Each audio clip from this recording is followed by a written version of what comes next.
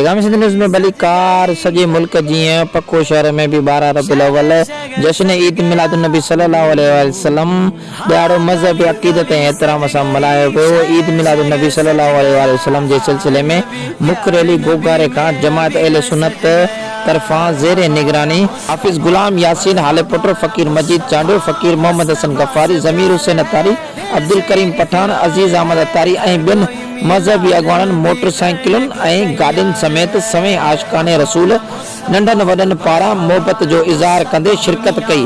आशिकाने रसूल रैली मुख़्तलिफ़ ॻोठनि गोगारो, देदड़, ॻोठ सुल्तान सामटो, खेरपुर जुसो, ॻोठ गलो खान मुगेरी खां थींदे पखो जे हुसैनी पेट्रोल पंप ते पहुते, जिते नातू खाननि नातू पढ़ी सवें आशिकाने रसूलनि खे झुमाए छॾियो। सज गई शहर शहर सज गया।